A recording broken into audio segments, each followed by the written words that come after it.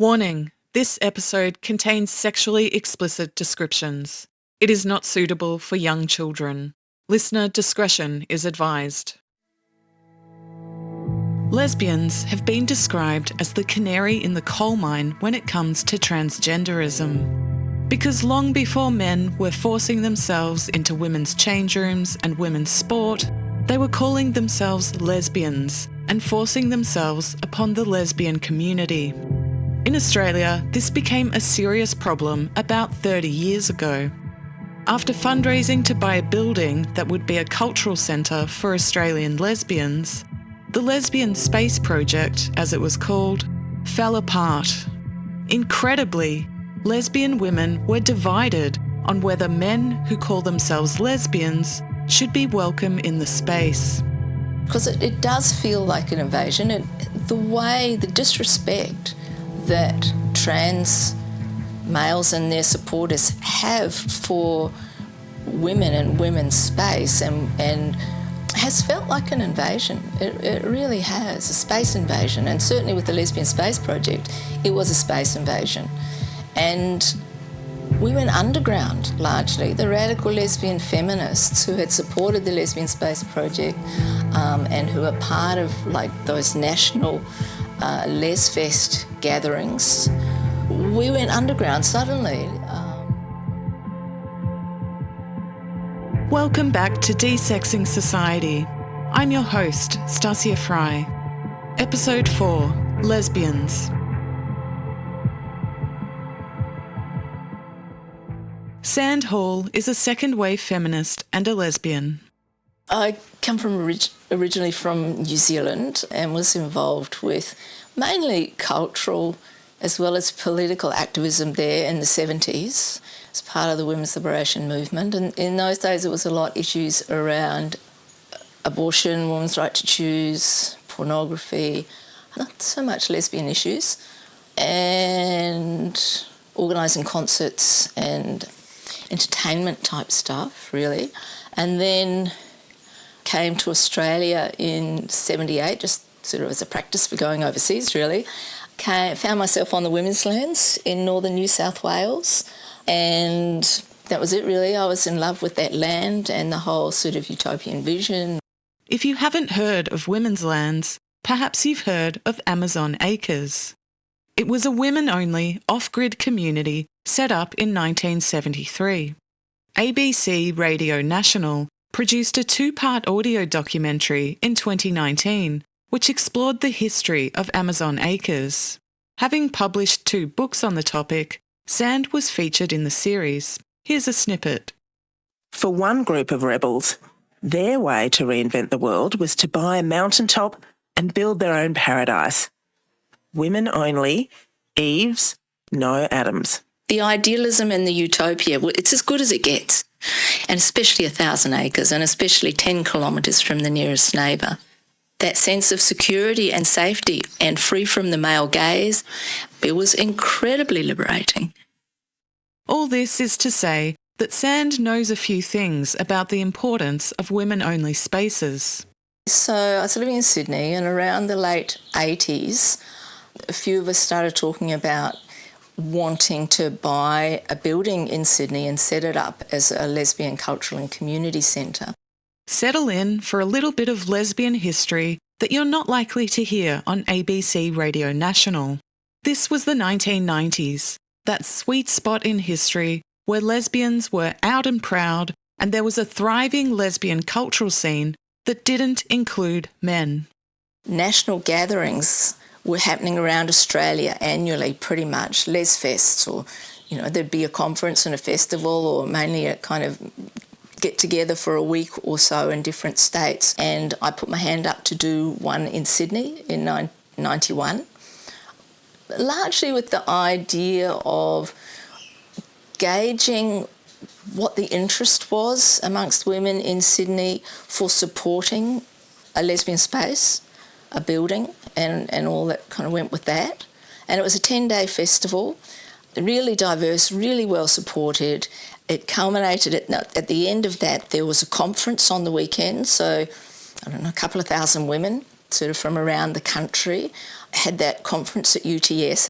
UTS is the University of Technology, Sydney. And then on the Sunday, we had a sold-out lesbian Sydney Opera House concert, which was just amazing.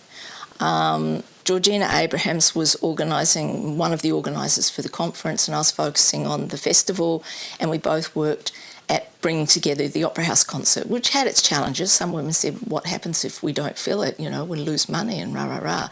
Let's go to the Enmore Theatre. And it's like, no, it has to be the Opera House. Holding a lesbian event at Australia's most iconic building was a statement.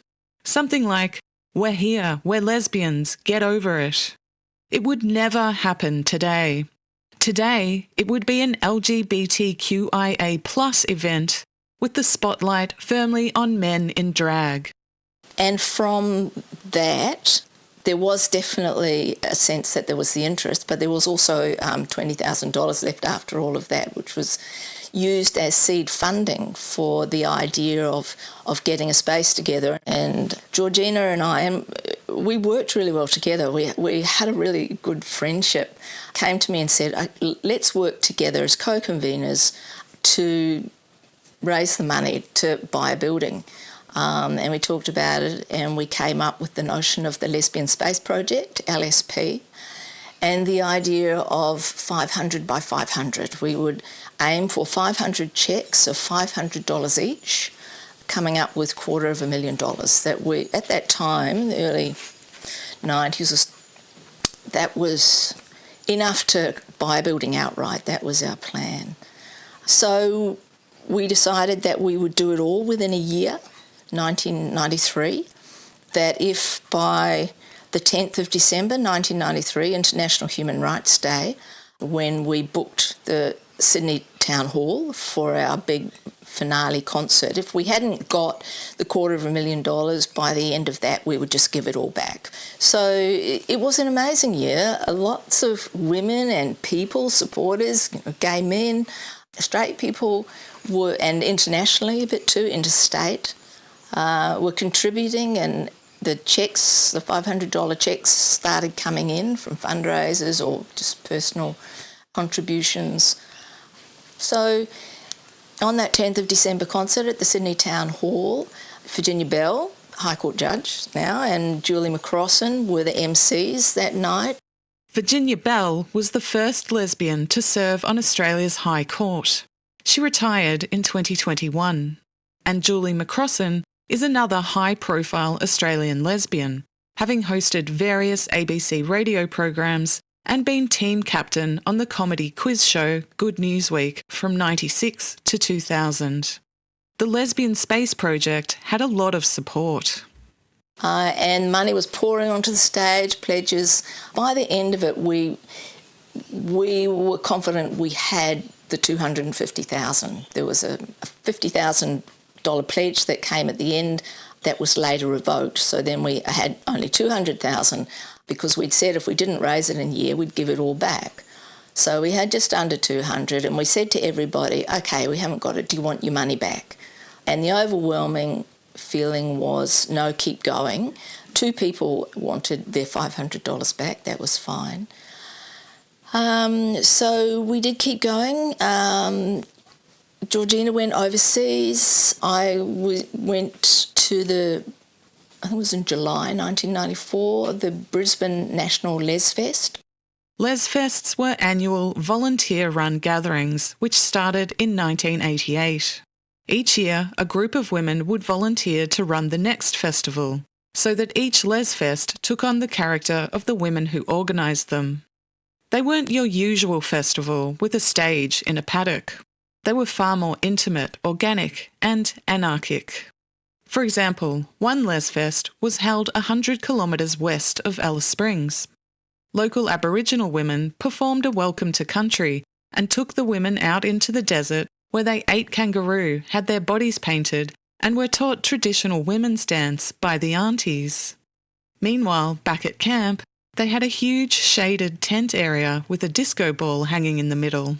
Another year, Lesfest was held on a property in Daylesford, about an hour and a half outside of Melbourne. Here, women performed a play reading of a book, learned ballroom dancing, and swam naked in the dam.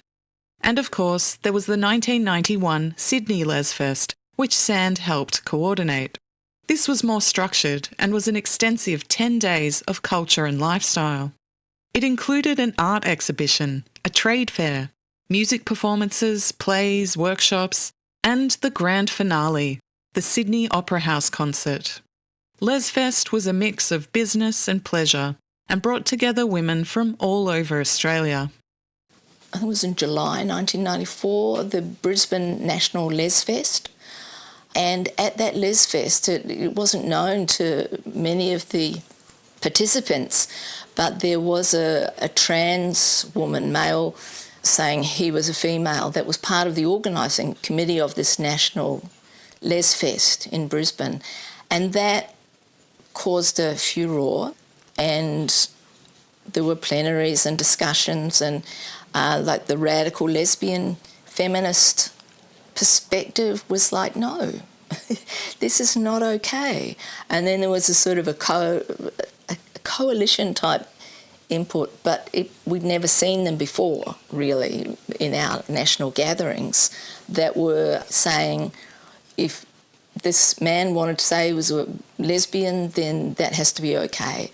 And it was very divisive, but it also was kind of the beginning for us of this is an issue, and it impacted the Lesbian Space Project when we got back to Sydney and Georgina got back from overseas. It became an issue. She and I had different perspectives around the trans agenda. She was in favour of lesbian space being inclusive of men who identified as lesbians. I was not really, like I'm a women-born female sort of lesbian. I think that there is something intrinsically female about being lesbian that's not negotiable. So that became a bit of an issue and divided the community, essentially, divided the organising process of fundraising and buying a building.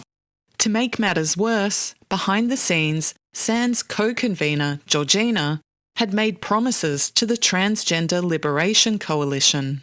Unbeknownst to the rest of the Lesbian Space Committee during '93, Georgina had quite a bit of contact with the Transgender Liberation Coalition chair, Adi Griffin, who, on the understanding that trans would be included, which the rest of us didn't know about, had given a $500 cheque.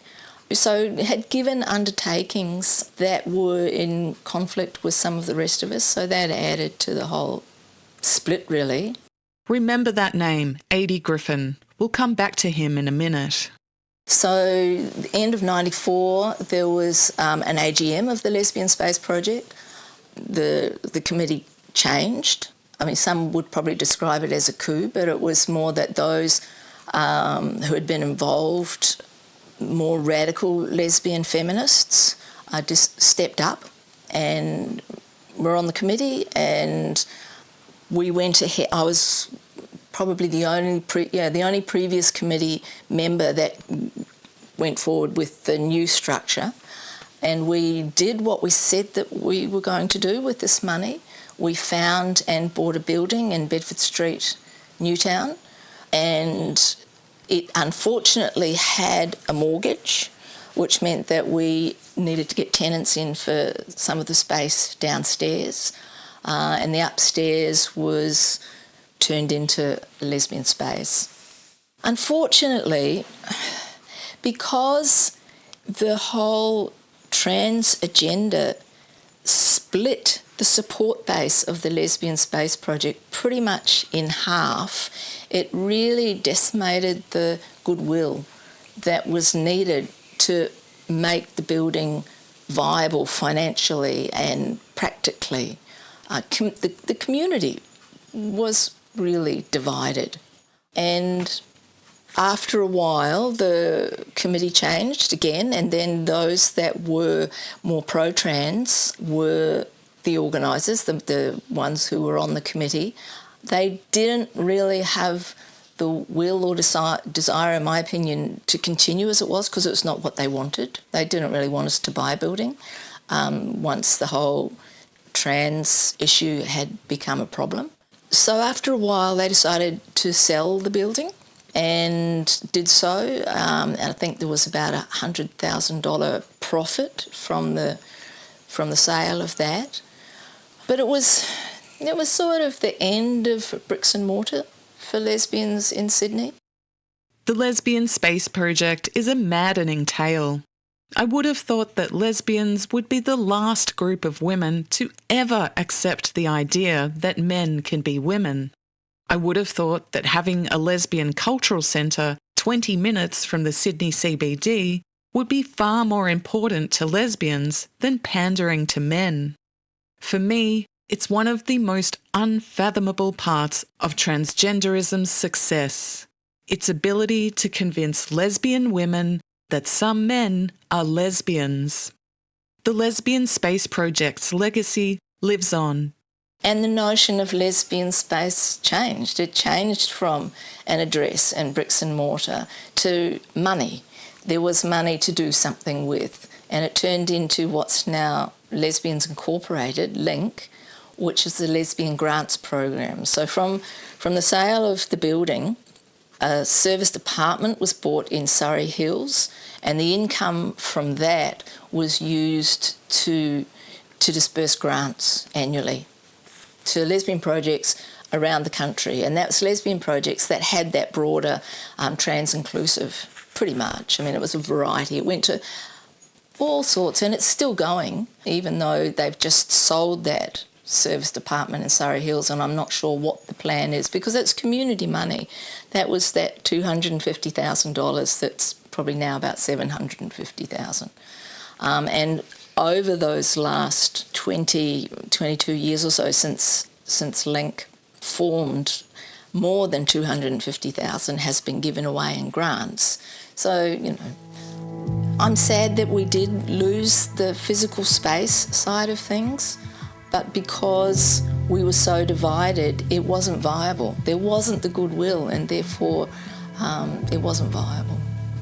On the Lesbians Incorporated Grants website, it states, quote, Lesbians Inc. supports those who identify as women, male to female, transgender or trans, or non-binary, and all are welcome, end quote.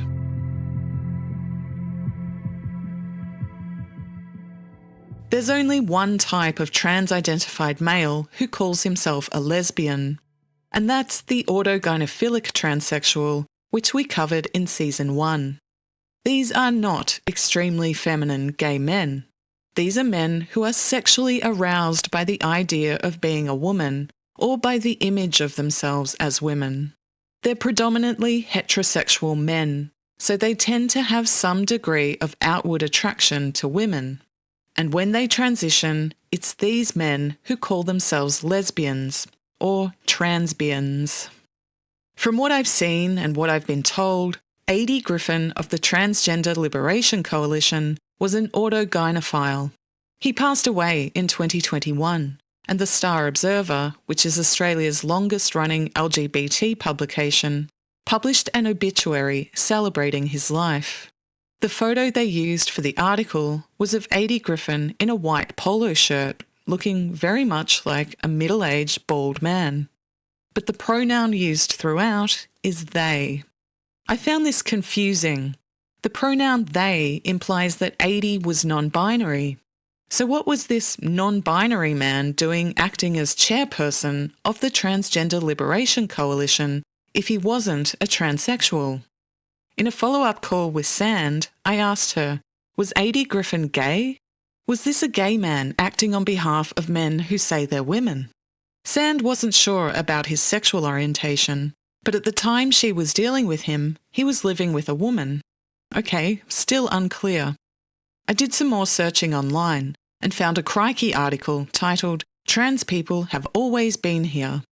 It includes a photo of A.D. Griffin from 1993. He's cross-dressed, wearing a boofy, very 80s-style wig, dangling earrings, a flowery blouse, and a neck scarf, presumably to hide his Adam's apple. It seems that Adi Griffin was a part-time cross-dresser, a transvestite, and cross-dressing is the most common manifestation of autogynephilia. Also pictured in the photo is Clover Moore. She's been the Lord Mayor of Sydney for the last 20 years, but back then, in 1993, Clover Moore was an elected member of the New South Wales Parliament. She was an independent MP, and it seems that she and Adi Griffin had quite a friendly working relationship. As the Star Observer outlined in Adi Griffin's obituary, quote, Adi worked with others and then local state MP Clover Moore in the mid-90s to draft the first transgender recognition and anti-discrimination bill in the Western world, end quote. A version of that bill was eventually passed in 1996, known as the Transgender Anti-Discrimination and Other Acts Amendment Act, New South Wales. As part of the justification for this act, Adi pointed to the Lesbian Space Project as an example of unjust discrimination against men who say they're women. So I was also involved with the Anti-Discrimination Board and a lot of the consultations they did with gay and lesbian, and that's what it was then, gay and lesbian, bisexual communities. And Adi Griffin was part of that from the Transgender Liberation Coalition. And Adi was really quite nasty around what happened with lesbian space. As an example of just how nasty Adi Griffin was towards lesbians, Sand tells me he started calling the Lesbian Space Project the Laughingstock Project. Proved the point, really, as far as we could see of that sense of an invasion.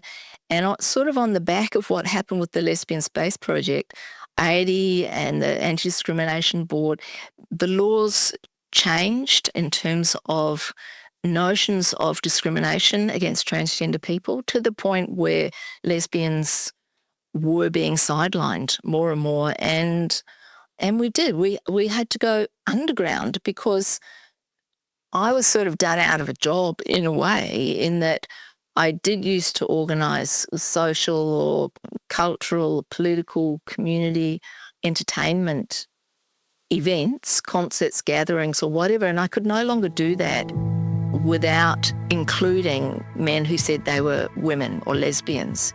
Like, it became against the law for me to do that. But we lost that freedom of association. I think that the United Nations Charter of Human Rights is a really good document or base to look at what is fair, like globally, and certainly what is safe for women and children. And in terms of what was happening with lesbian space, with transgender, one human right is freedom of association, and it's like we lost it.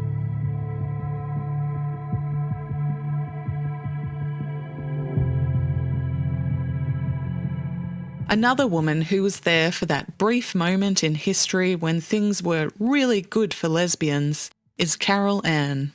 Although lesbian events were effectively outlawed in New South Wales in 1996, the annual Lesfest continued in other, less draconian Australian states. And in 2003, Carole was on the organising committee for the next Lesfest. We were organising the Lesfest for 2004, and it was going to be in Victoria. And we'd advertised, as we had done up until then, in lesbian magazines and what have you, saying it was for lesbians born female. And a trans person, Sally Goldner, put in a complaint. Sally Goldner is a male who identifies as a woman and is the co-founder of the influential not-for-profit organisation Transgender Victoria.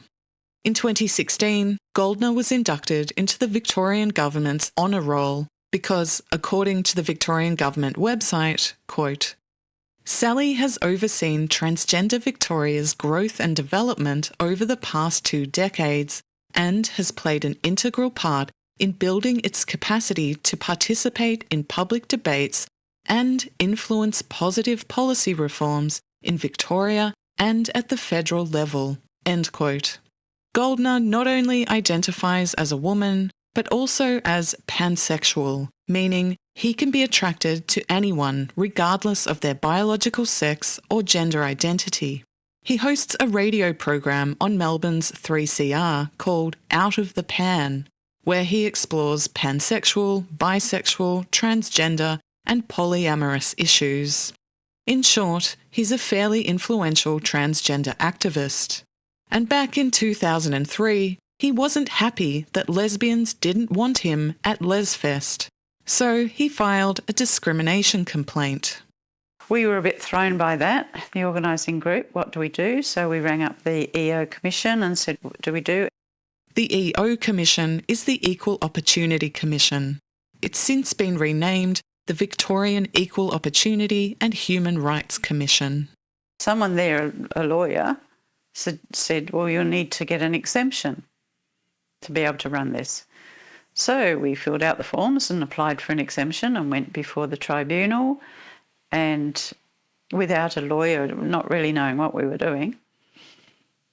And the member at that time granted us an exemption. Under Victorian anti-discrimination law, an organisation can apply for an exemption in order to lawfully discriminate. Back in 2003, it was still obvious to judges, or members of tribunals as they're called, that men don't belong at lesbian events. Off we go, start organising again, and another complaint came in.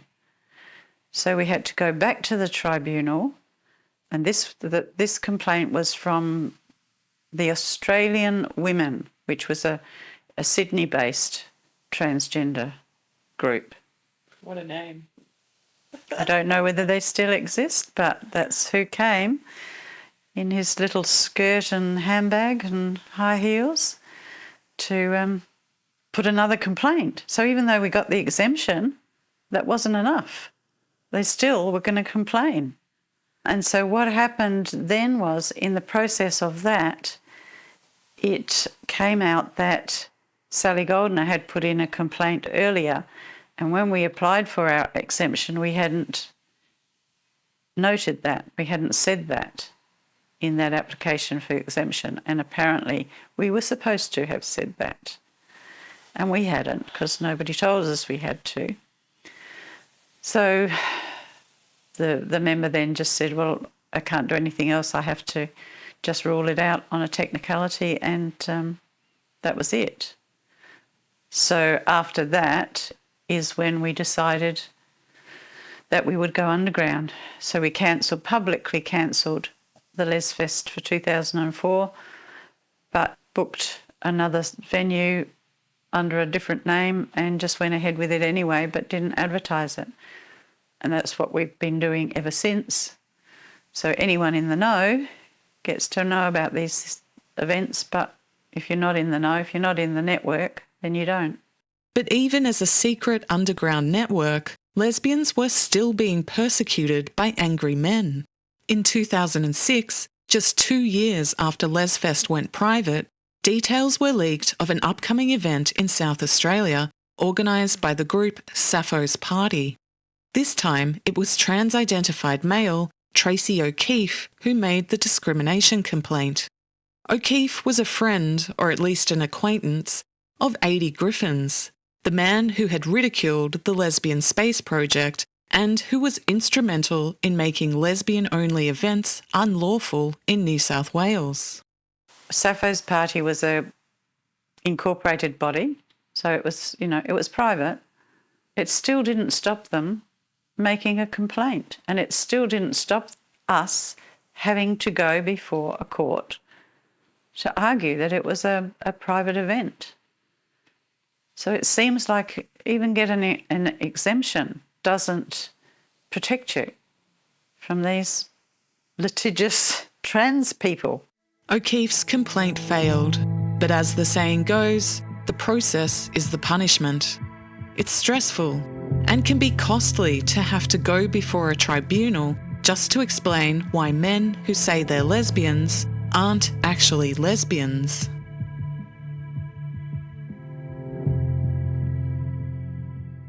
"20 years after Lesfest was publicly cancelled and driven underground, something shocking happened in Melbourne that brought Carole and other lesbians out of the shadows.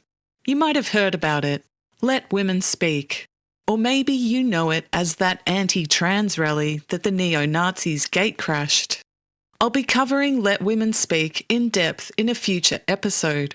But for now, let me set the scene. In February 2023, about 200 or 300, mostly women, congregated out the front of Parliament House in Melbourne for an open mic event hosted by British woman Kellie J. Keane. Women could get up and say their piece on how transgender laws and policies were impacting their lives. Across the street from us, a vicious mob of transgender activists, trade unionists, socialists and other far-left agitators gathered to try and prevent us from speaking. I was there, and so was Carole. I mean, I'd been following all this stuff on social media, but to actually be there in the midst of it was just unbelievable. Like, where was all this hatred coming from? We were just a bunch of women talking about our rights. It was incredible. And then another group of protesters appeared. Dressed all in black and carrying a sign that read, "Destroy pedo filth," they took up position on Parliament steps some distance away from us women. And at some point, they performed a Nazi salute. And then the aftermath of it, fairly soon afterwards, hearing us all called Nazis and bigots and transphobes, not just by that mob that was there, but by every political leader, the Premier, the Deputy Premier, the leader of the Greens, all of them coming out saying the same stuff. We were Nazis, we were bigots, we were transphobes, we were horrible people. It was just surreal. It was traumatic, not just for the being there at the moment and the knowing that, if they broke through, we could be in danger, but it was the trauma afterwards of being slandered and slurred and called things that, my own granddaughter heard the news about it and said that I must be a neo-Nazi. That's my granddaughter. So, and it wasn't just me, it was all of us, I think. We're just in shock and traumatised by it, and some still are, I think. So I came out fighting. So that's why the Lesbian Action Group was set up, was because I thought, damn this, I'm not going to sit down and be bullied like that. We've got to do something. This is serious. After 2 decades of lesbians meeting in secret, Lesbian Action Group burst onto the scene with a challenge to the transgender movement that had erased them from public life. And the first thing that we decided we would do would be to put in for an application for an exemption to be able to hold lesbian-only events and publicly advertise them. That's the whole issue, is about publicly advertising. And 2 of us had been part of the exemption application back in 2003, which we won and then we lost. So we decided that we'd try again. And that, to add icing to the cake, that we'd actually do it around International Lesbian Day, and that we would book a room at the Victorian Pride Centre to do that, to have a celebration for lesbians on International Lesbian Day at the Victorian Pride Centre. A celebration for lesbians on International Lesbian Day makes perfect sense, right? And you might think the Victorian Pride Centre would probably be the most welcoming of venues for lesbians, right? Think again. We made a booking. They accepted our booking, and then we notified them of what we were doing, applying for an exemption, and that's when they cancelled and said, no, we're totally inclusive here, it's part of our policy, and so we can't have an exclusive event. So they said no. Lesbians not welcome at the Victorian Pride Centre. It's truly a bizarre situation. The Pride Centre describes itself as, quote, Australia's first purpose-built centre for Australia's LGBTIQ+ communities, end quote. It's almost as if they've taken the idea for the Lesbian Space Project and then purposefully and punitively excluded lesbians from the space. Now, we went into that knowing that the Victorian Pride Centre, if we publicly advertised, would not allow us a booking. We knew that. And we also knew that it was unlikely that we would get an exemption. But we decided to do it anyway as a raising awareness of what was going to happen, what's been happening for lesbians. So yeah, we put in our exemption application to the Human Rights Commission. It was an exemption application for 5 years. If we had been granted that, we would then be allowed to publicly advertise lesbian events as for female-born lesbians only for 5 years and do other events as well. In their August 2023 application, Lesbian Action Group outlined that the exemption would exclude anyone who was not a lesbian born female. That meant heterosexual, bisexual and gay males, heterosexual and bisexual females, transgender people and queer plus people would all be excluded.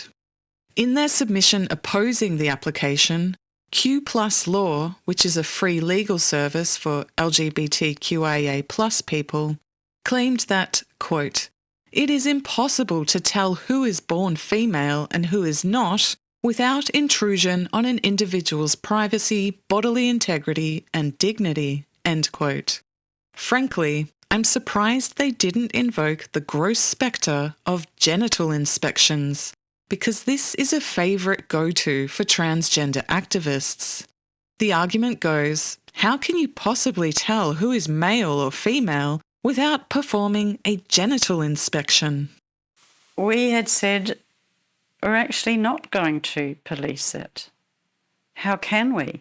We're putting in for an exemption so that legally we can advertise publicly for an event for lesbians who are born female. And seeing that, we would hope that that would be respected.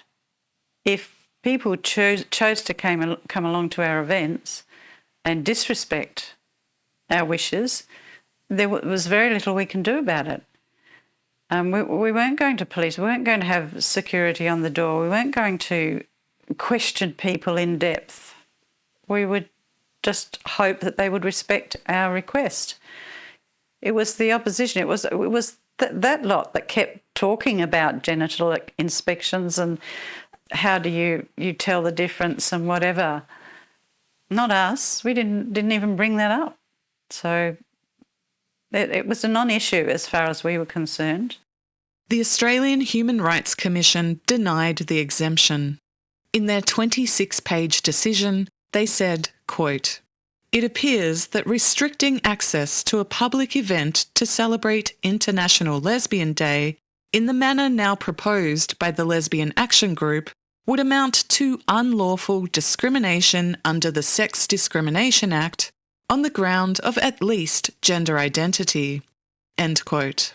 Once again, we have the Labor Party to thank.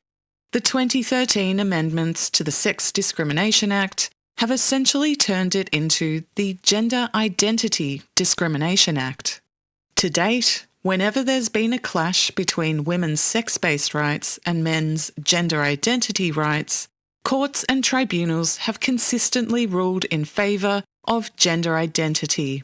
Their decision against Lesbian Action Group included the outlandish statement that, quote, "Sex may change over the course of a person's lifetime," end quote. Now, I'm not a biologist, but I'm pretty sure that humans can't literally change sex.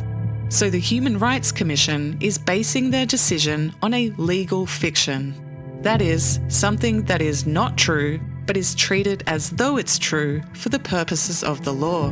And so we end up with the deeply lesbophobic legal concept of a male lesbian. And his rights take precedence over actual lesbian rights.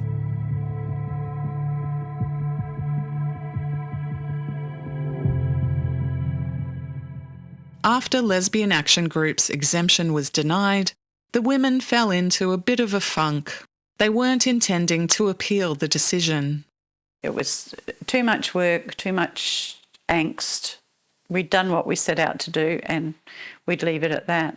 So come a couple of days before the appeal application was meant to go in, I had a change of heart. And I thought, oh no, we've come this far.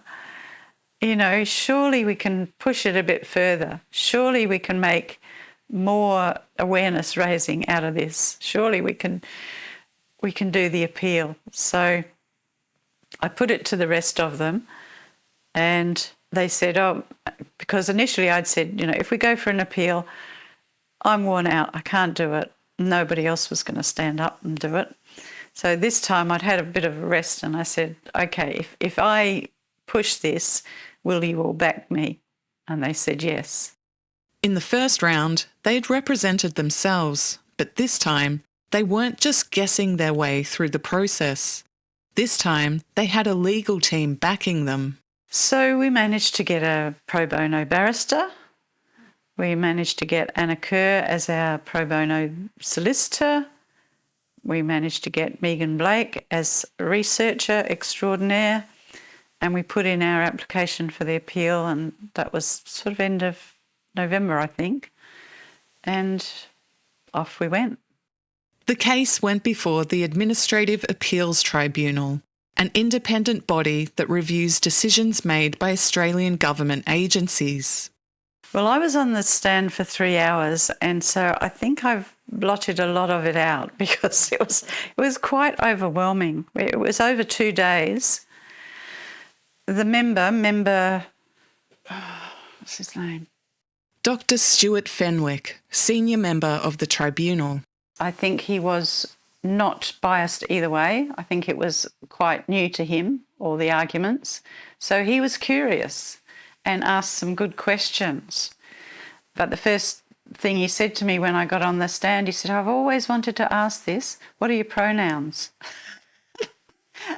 And I said to him, oh, I think they're rad femme. And he just laughed. That was good. That was a good beginning to it. Radfem is short for radical feminist. And he kept asking for clarification. So I was able to say to him, look, language matters in this.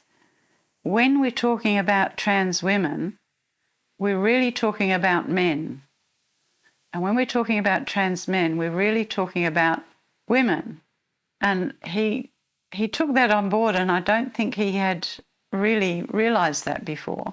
And he said to me, so you don't think that trans women are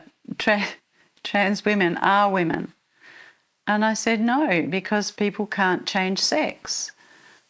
I've never heard any scientific proof to say that they can. So, no, I don't. He said, so do you think that's transphobic? And I said, no, not at all. People can't change sex. So in a court of law, I was able to say that. And it was just so liberating to be saying and to be listened to. I think it made a difference that this member of the tribunal was actually listening to what I had to say. The expert witness put forth by the Australian Human Rights Commission was Dr. Eleanor Jeffries. She's the Policy and Advocacy Manager for the Scarlet Alliance, which is Australia's peak body for pimps and women in the sex trade. I looked her up on the Scarlet Alliance website. She has blue hair, blue eyebrows and a septum ring. Her bio says she's been a sex worker since the 1990s. From what I can tell, her expertise is in prostitution, However, she's also a lesbian. And she actually called us Nazi bigots in the court because she'd mentioned it in her witness statement. She'd said, let women speak women, and all those who went to it and organised it were bigots. I mean, she'd just obviously just read, she hadn't been there, she'd just read what she'd... So our barrister challenged her on that, and she said, yes, they were, and probably all those ones sitting behind you are too. Oh my God. So, yeah, she was, in all seriousness, in a court of law, she was saying that, and this is what the Australian Human Rights Commission were presenting as their expert witness as to why we can't have lesbian events, presumably because we're all Nazi bigots and we shouldn't be allowed to. This is the best that the AHRC could come up with. It was insulting. On January 20th, 2025, Dr. Stuart Fenwick, senior member of the Administrative Appeals Tribunal, handed down his judgment. He found that Lesbian Action Group was seeking to actively discriminate against people with a gender identity. He wrote, quote, I have determined that endorsing overt acts of discrimination cannot be the intended effect of the Section 44 exemption power in the Sex Discrimination Act. End quote. In the clash of rights between gender identity and women's rights, a male judge decided in favour of men who say they're women. To be clear, it's currently unlawful for Australian lesbians to hold public events without the presence of heterosexual men who call themselves lesbians. Lesbian Action Group have announced they will appeal the decision, this time in federal court.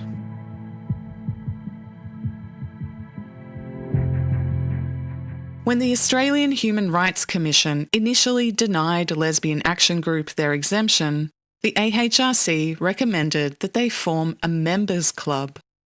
Under the Act, if you are a members club, an incorporated body that runs events just for your members, then you have a permanent exemption.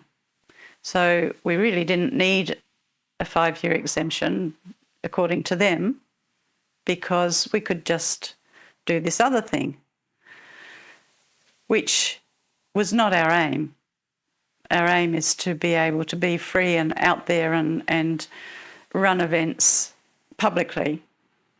But we thought, well, another one of our aims is to start rebuilding lesbian culture in Australia. It's been decimated, you know. Events and venues and groups and magazines and communication, everything, dating apps, it's just been decimated. So one of our things is we want to start rebuilding that. And so we thought, well, in the short term, if we did set up a members-only club, which is still a little bit like being underground, but it's not quite now because they've said we can have a permanent exemption. So if we did that, then nobody, presumably, would be able to make a complaint against us. They wouldn't be able to take us to court again. So a group of us decided that that's what we would do. We would set up the lesbian club. So we got incorporated, the lesbian club got incorporated, and we started running events for members and recruiting members. In doing that, we were allowed to set criteria for our members. So who could be a member? So, of course, it's lesbians who are born female, lesbians who do not believe that humans can change sex. So they're the two underpinning criteria for membership. Right. If you're a lesbian and you can tick both those boxes, then you're a member. It's really quite incredible that in Australia, after 50 years of the lesbian and gay rights movement, this is the only legal way for lesbians to hold events. So we've had a really successful year, actually, a really exhausting year of events, and we're now up to just shy of 200 members, around Australia. We had a conference recently and we did advertise that on social media. We've had a games day, 500 tournament. We've got a picnic at the end of the year. You know, really high power things. But all with the aim of rebuilding the community across Australia. One demographic of lesbians who are in desperate need of real community are younger lesbians. We have a young lesbian group. There's 18 on that group at the moment, and they have a monthly Zoom, and that's 18 to 30-year-olds.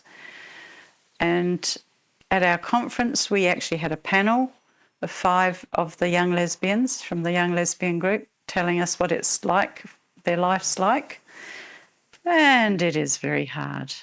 3 of them are desisters, so they went down the trans path. Just to clarify, desisters are people who once identified as trans but no longer do. They haven't undergone any medical interventions. Detransitioners, on the other hand, are people who did start on hormones and may have had surgeries before changing their mind. What they're saying is very isolating.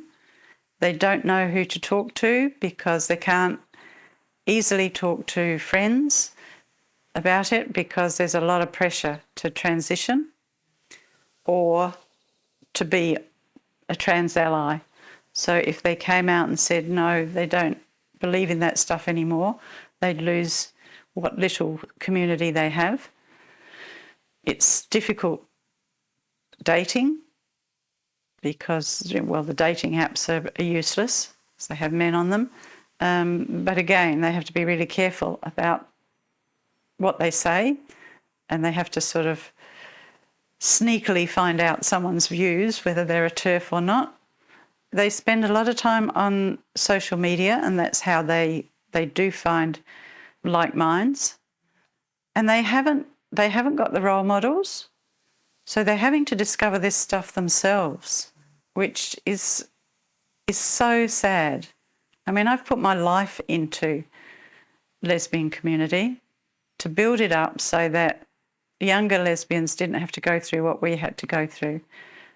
And to see this generation of young lesbians having to redo the whole thing is just so disheartening. Yeah, because they don't have role models, they don't have events or venues that they can meet each other. That's what they're telling us, and that the pressure to transition and also to medicalise is huge. These are dark times for young lesbians. Their sexual orientation is now considered transphobic by the so-called LGBTQIA+ community. It's a bizarre turn of events. But with the creation of the Lesbian Club, there's finally a safe space free of men where young lesbians can be themselves. By now, you might be wondering, what about gay men? Are they facing the same sort of homophobia that lesbians are experiencing? Sadly, the answer is yes. Take, for example, the case of Wet on Wellington. They're a sauna in Melbourne where gay men can go and have sex with other men. They also run events for lesbians, swingers couples, and they have nights where anyone from the LGBT+ community can attend. But they're mostly there for gay men. In early 2021, they put out a simple 3-question survey for their patrons. Question 1 asked, quote, "Should a person who identifies as a trans man be allowed entry to Wet on Wellington during cis male-only days, yes or no?" End quote. Just a quick reminder, cis, spelt C-I-S, is a term used by trans activists to describe the vast majority of us who are not transgender. The second question that Wet on Wellington asked was whether women who had had sex change surgeries should be allowed into the venue on cis male-only days. They divided the answer into 2 parts. Top surgery, meaning double mastectomy, yes or no, and bottom surgery, meaning phalloplasty, yes or no.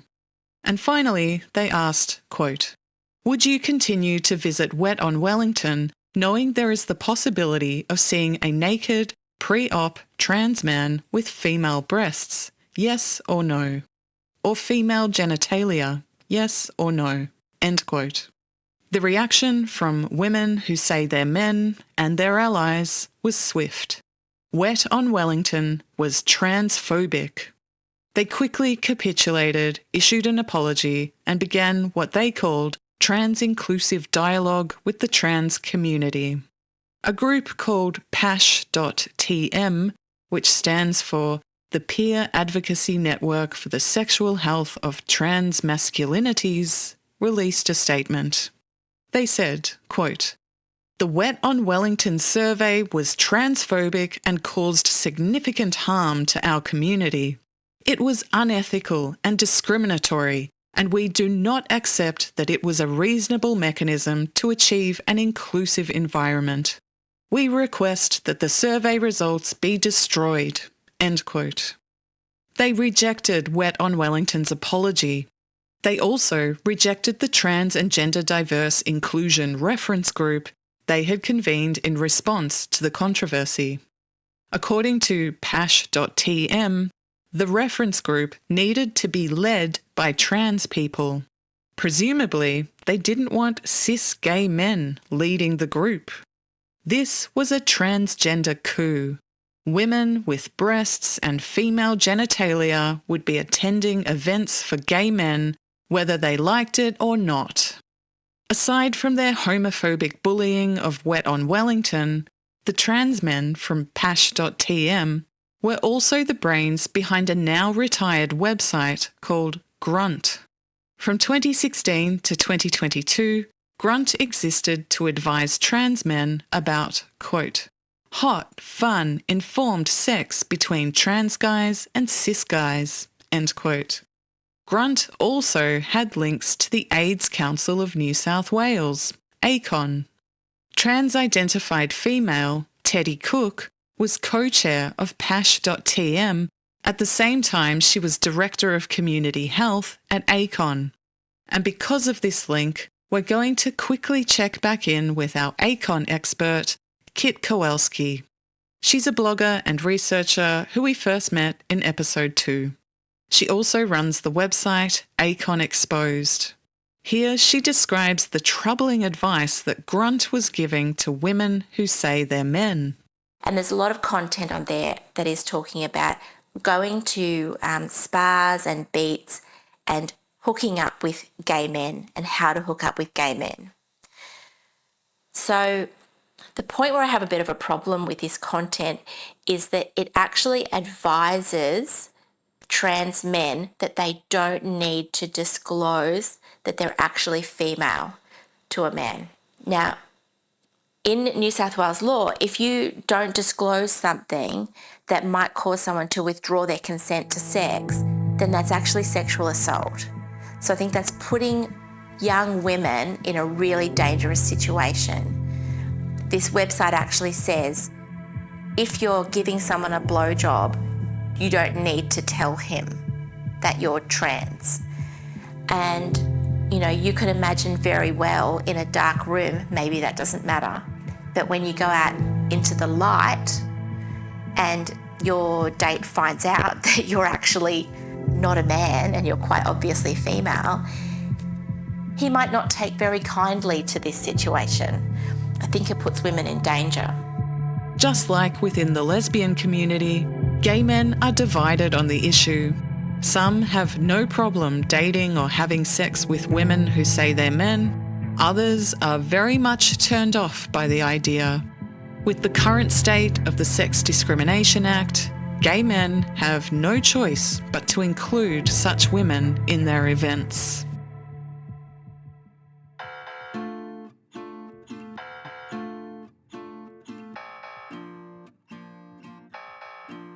Coming up in the next episode of Desexing Society, we'll investigate what happens when male criminals are treated as women under the law. Males have been placed in the female prison estate and we're not adequately keeping track of it. It didn't go well for the women of Mullawa. So the first rape allegation was in 1999 everyone's just absolutely bewildered and shocked that this is even happening. But the reality is, not enough people know that it's happening. Thanks for listening to Desexing Society, written and produced by me, Stasia Fry. Thank you to my script editor, Miss Edie Wyatt, my sound technician, Matthew Friend, and to Sand Hall, Carole Ann, and Kit Kowalski for appearing in this episode. For more information or to donate towards this project, which I paid for myself, please visit desexingsociety.com.